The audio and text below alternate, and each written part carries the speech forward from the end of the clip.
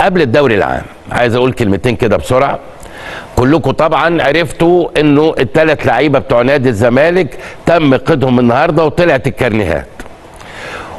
واعتقد ان يوم 2 فبراير كلكم فاكرين ان انا طلعت وقلت اللعيبه هتتأيد، واديت مثال لاتحاد طنجة، وشكرت اتحاد الكرة المصري ان هو ما عملش بلوك على السيستم، وبالتالي سمح لنادي الزمالك يحط اسماء اللعيبه، ومفيش مخلوق فيك يا مصر قال هذا الكلام قبلي.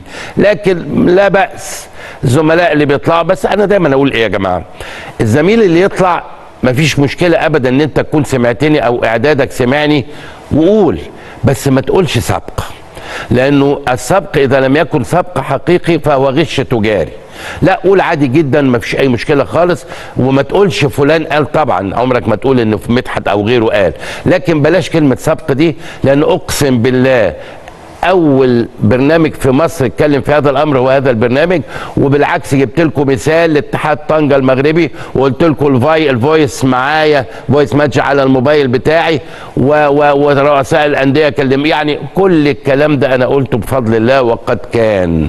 الامر الاخر انه الزمالك شاطر كان حاططهم على الويتنج ليست بتاعته في الاتحاد الافريقي، وبالتالي يستطيع ان هو يشركهم في المباريات الافريقيه القادمه، وهيسافروا مع الزمالك تونس، ونتمنى كل التوفيق كل التوفيق ان شاء الله. الخبر الاخر برضو ده مننا انه الزناري مش مع المجموعه ولا فتوح مع المجموعه اللي هتكون موجوده امام نادي الترجي التونسي.